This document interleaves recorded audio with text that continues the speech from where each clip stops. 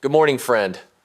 Picture the first light touching your kitchen table, a kettle humming somewhere behind you, the house settling into a soft quiet that feels like a hand on your shoulder. I'm grateful you're here. At EverWell USA, our mission is simple and steady.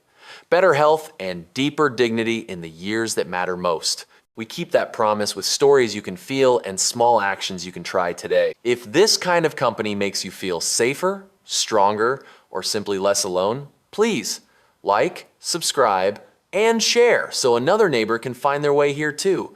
You are not alone. We are right here with you, one calm breath at a time. Now let's turn this gentle morning into something powerful. What if I told you that 60 seconds of practice today could save a brain tomorrow? Not a whole afternoon, not a complicated course, just 1 minute that teaches your hands and your voice what to do when seconds matter. That's our work together. A simple, repeatable drill called FAST, done with someone you love so the memory lives in your home, not only in your head. Before we dive in, a gentle promise for your safety. This video is educational. We don't diagnose or prescribe. Medical decisions belong with your clinician who knows your story. Our aim is clarity and practice so that if a crisis ever arrives, you move with confidence instead of panic. Imagine this scene becoming real in your house.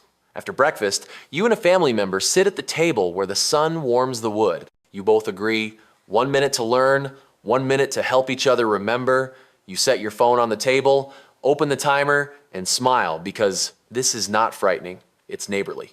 It is the same spirit as showing a grandchild how to dial a number, the same care as checking that the porch light works. You say fast out loud together like a little song, face, arm, speech, time.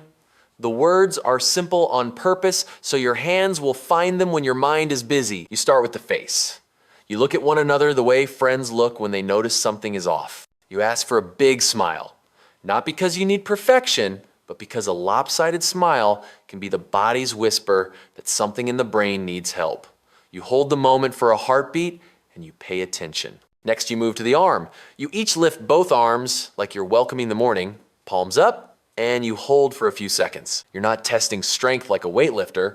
You're watching to see if one arm drifts down or feels suddenly heavy, as if it forgot what to do. Then you let the arms rest, and you speak a simple sentence. Your street, your name, the month you're in, you know your voice. If the words tangle or come out slurred or wrong, that is a flag. And the last letter, the one most people forget, is the whole point of the drill, time. If any sign shows up, face uneven, arm weak or drifting, speech strange, you do not wait to see if it goes away. You call 911 because time is brain and minutes mean muscle for the mind. This is not a performance, it is a kindness. Practicing together removes the freeze that can steal precious time. The truth is, when something scary happens, our bodies do what they have rehearsed. If we rehearse doubt, we doubt. If we rehearse action, we act. Your 60 seconds is a quiet rehearsal for courage. Think of it like checking the batteries in a flashlight before a storm, like finding the keys before you need to drive. You are not calling disaster into your home by practicing. You are sending panic away by making a plan. You might be thinking of friends who brushed off a strange feeling because it passed. You might remember a neighbor who said, "I felt dizzy but didn't want to make a fuss." It's human to hope a problem will fade if we stay polite and still. The recognition we lean on today is this. Even brief warning signs can be the body's flare. A minute of confusion, a word that won't come, a face that won't quite smile if it appears and disappears, it can still mean danger. And early help can change the outcome. This is not about fear. It is about respect for the body's alarms and love for the person in front of you. So you keep the morning gentle. You pour tea. You laugh when your practice sentence turns into a tongue twister. You repeat the 4 letters again, slower, so the rhythm settles in. Face, arm, speech, time. You set the timer to 60 seconds and do the little sequence once more. When the minute ends, you add 2 tiny anchors so this doesn't drift away. You put the emergency number where your eyes already go and you make sure help can find you. On the fridge door, you tape a small card with 911-inch large print and the words ICE in case of emergency next to the names and phone numbers of the people you trust. On your cell phone, you add those same people to your ICE contacts so a first responder can call them from your lock screen. These are not decorations. They are bridges for help to cross quickly. If you live alone, you're not left out. You can still rehearse in the mirror, noticing your smile and listening to your own voice. You can choose a neighbor to be your practice partner over the phone. You can put the 911 card on the fridge and the ice names in your phone, and you can set a weekly reminder to do the 1-minute drill so your hands remember what to do, even on a day when your thoughts feel slow. The goal is not to become a medic. The goal is to become ready. Before we close this first part, let the morning hold one small action you can finish now. Pick up your phone and add 2 ice contacts with names that make you feel calm when you see them. Walk to your fridge with a piece of paper and write 911-inch clear, dark letters. Underneath it, write your address the way you would say it to a stranger who has never been to your street. Tape the paper at eye level where you always reach for the milk. Then sit down with the person you trust, family, friend, or neighbor, and do the drill out loud once. Ask for a smile, lift both arms, say a simple sentence, and promise each other that if anything seems wrong, you will call 911 without delay. 60 seconds, once a week. That is all. It is small, it is doable, and it is one of the most loving gifts you can give the future you. The afternoon settles into the house the way a kind neighbor settles into a chair, unhurried and familiar. The television is on, but quiet. The kind of game show you can half watch while you fold a dish towel. A phone rests face down on the table, the timer app open like a little clock with no numbers. Across from you sits the person you did part 1 with this morning. You look at each other and smile because nothing is wrong, and that is the best time to learn what to do when something is. Here's the promise again to keep you safe. This is education, not medical advice. Your choices about tests and medicines belong with your clinician. And in an emergency, you follow the guidance of the 911 dispatcher and the paramedics who arrive. Our work right now is simple practice, the kind that makes your body move even if your mind is suddenly busy. You touch the phone and start a 60-second timer. You say the 4 letters out loud together, letting them roll into each other like a short chorus you both know by heart. Face means you look directly at the person you love and ask for a big smile. You are not judging beauty, you are noticing balance. One side that sags or won't quite join the smile is the body's quiet signal that a part of the brain needs help. Arm means you both raise your arms like you're welcoming the afternoon light, palms up, and hold for a few slow breaths. If one arm drifts down or feels heavy and lost, you pay attention. Speech means you speak a simple, familiar sentence, your name and street, the month you're in, and you listen for slurring, stuck words, or a sentence that suddenly will not come. And time means you do not wait to see if it passes. You reach for the phone and you call 911 because time is brain. And minutes can protect memory, walking, swallowing, and the small independence that makes a day feel like yours. You pause the timer with a thumb and take a breath together. This is where many people freeze in real life, not out of weakness, but out of politeness. You think, maybe it will go away, maybe it is just tiredness, maybe I shouldn't make a fuss. You are a considerate person, and consideration has served you well for years. Today, you learn a new kind of kindness, the kindness of acting quickly. If the signs vanish after a minute, you still treat it as urgent, because a brief warning can be a small flare before a larger fire. Calling for help is not an overreaction. It is love wearing good shoes. The house gives you a friendly scene to anchor this in your mind. Imagine you are watching a movie with your daughter when her smile looks a little uneven, or your neighbor lifts a grocery bag and his arm seems to forget the lift halfway, or your spouse answers a simple question and the words come out twisted. In that moment, you do not argue with the signs or search the internet for permission. You say a clear sentence to the air and to the person you love. I think this might be a stroke. I'm calling 911 now. You unlock the front door so responders can come straight in. You turn on the porch light even if the sun is still up. You put pets in a separate room so no one trips. You pick up the paper where you wrote your address and you keep it beside the phone so your voice does not have to perform under pressure. When the dispatcher answers, you say where you are, what you saw, and the time the person was last fully themselves. That time is called last known well, but you do not need the term. You only need the moment. He was speaking clearly at 2:15. She was smiling normally when we sat down 10 minutes ago. Those words matter more than you think. You rehearse that call now without dialing. One of you plays the dispatcher and asks the 3 questions you are most likely to hear. What is the address? What are the symptoms? When did they start? The other answers slowly and clearly, the way calm sounds on the radio. You switch roles and do it again. You do not add medications unless you are asked. You do not give food or drink to test the swallow. You do not hand over aspirin unless a clinician tells you to, because not every stroke is the same, and the wrong pill at the wrong time can close a door you wanted open. You simply breathe and keep the path clear for help to arrive. The timer still has seconds to spare, so you add a detail that saves time later. You open your phone and make sure the people you trust are listed as ICE contacts so first responders can reach them, even from the lock screen. You check that your address card on the fridge is easy to read in large print. You write the words "last well at" with a blank after it so anyone can fill it in fast. These are tiny arrangements, and yet they turn a frantic scramble into a practiced movement, like a dancer finding the mark on a stage without looking down. The afternoon light begins to soften, and you feel a small lift inside your chest that is not bravado, but relief.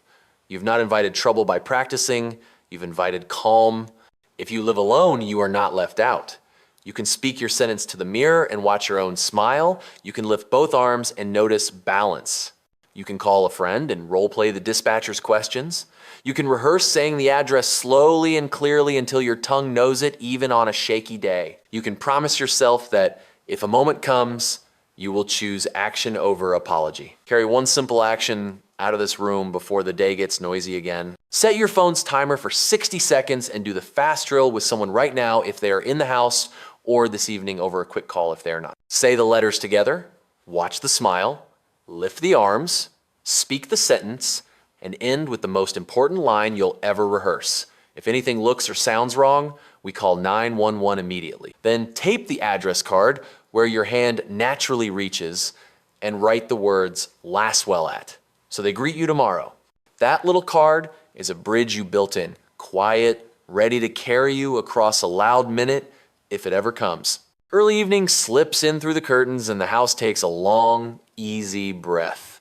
You call a neighbor to ask how her day went and end up laughing about nothing in particular. It is a small, ordinary moment, and it is the perfect time to practice being ready. The calm you feel now is the same calm you will want on a noisy day, so you use it like a tool. You bring the fast drill back to life with a rhythm you already know. You picture a face and look for a full smile. You picture two arms rising together and notice if one forgets the lift. You hear a simple sentence spoken clearly and trust your ear.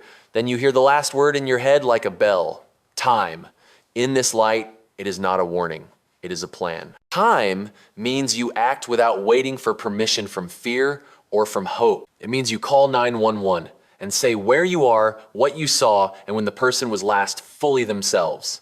You speak slowly, the way calm sounds on the radio. You unlock the door. You turn on the porch light. You put pets in a room where they can rest. You keep the path clear to the person who needs help. None of this is dramatic. It is simple and kind. A worry tries to edge in, the one many people carry but seldom say out loud. You think about the cost of an ambulance or the wish not to bother busy people. You answer that worry with the truth you learned this week. Minutes protect the brain the way a roof protects a house in the rain. Calling fast is not a waste. It is how you save walking, speaking, memory, and the small independence that makes life yours. You do not drive yourself or ask someone else to drive. You wait for trained hands and the tools they carry, because the first treatment happens before you ever reach a hospital. It happens when help is already on the way. Another common thought shows up, gentle but dangerous. What if the signs fade after a minute? What if the smile evens out or the words straighten?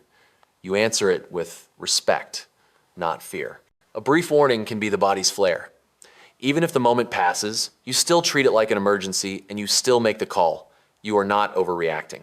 You are honoring the signal the way you would honor a smoke alarm that chirped and then went quiet. You and your neighbor talk through a simple scene, like practicing a dance step so your feet remember. If something looks wrong, you say the words that clear the path.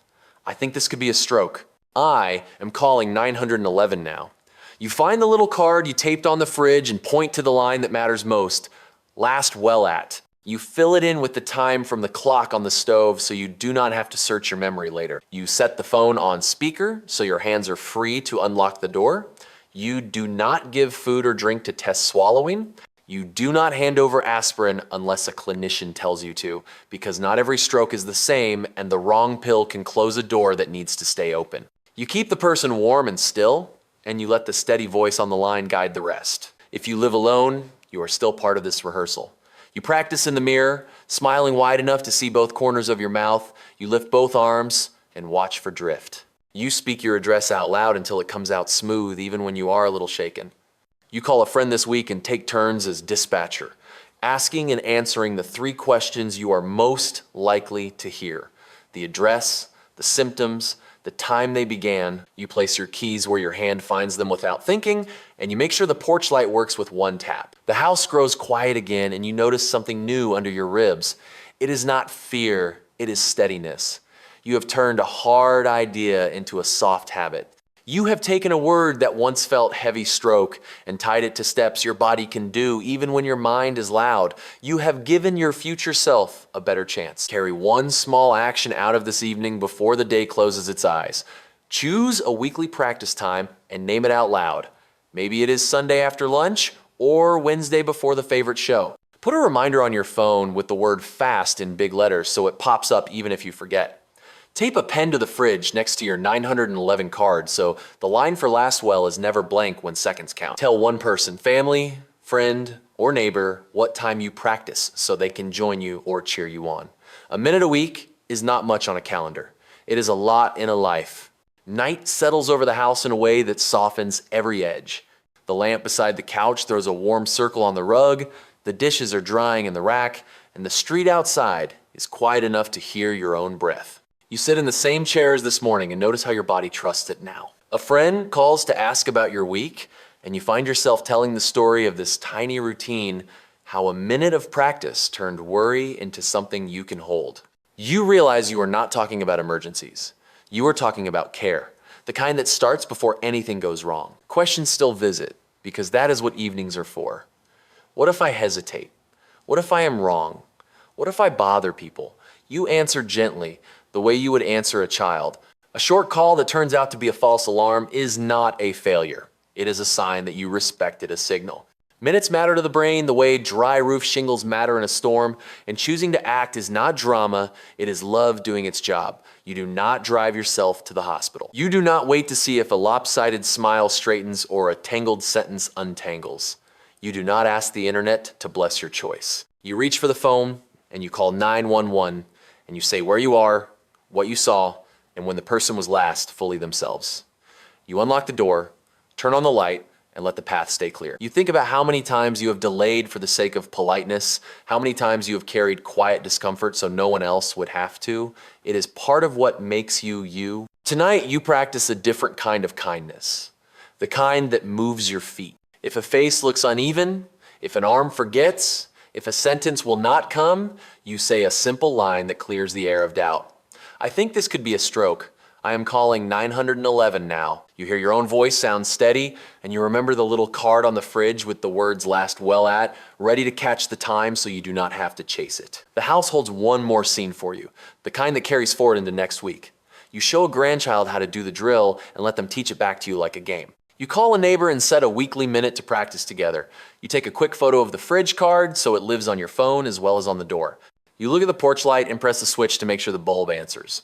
None of this takes long. It only takes intention, and intention is a muscle that grows with use. Before you turn off the lamp, leave a small anchor for the you who will wake up tomorrow. Put the phone charger where you can reach it without thinking. Slide the address card a little higher on the fridge so your eyes catch it when you reach for the milk.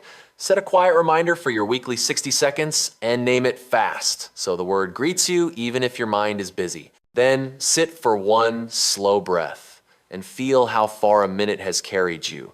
You began with a worry, you end with a plan. And in the space between, you built a habit that could save a life, maybe the life in the mirror, maybe the one across the table. If this has helped, share it with someone you love and let the circle widen. Before we say goodnight, gather the truths we practiced until they felt like muscle memory. When something looks or sounds wrong, you use FAST like a little song. You look for an even smile. You lift both arms and watch for drift. You listen for clear words, and then you honor the last letter by moving quickly because time protects the brain. You call 911 and speak calmly, giving your address, what you saw, and the moment the person was last fully themselves. You unlock the door, turn on the porch light, and keep the path clear while you wait, offering no food, no drink, and no aspirin unless a clinician tells you to. You keep help close by making a simple card for the fridge and adding ice contacts to your phone so first responders can reach your people fast. Most of all, you repeat a 60-second drill each week so your hands know what to do, even when your thoughts are loud. If you try one thing tonight, set a reminder for your weekly fast practice and teach it to one person you love. Thank you for spending this time with EverWell USA. Like, subscribe, and share so another neighbor can carry this calm into their home.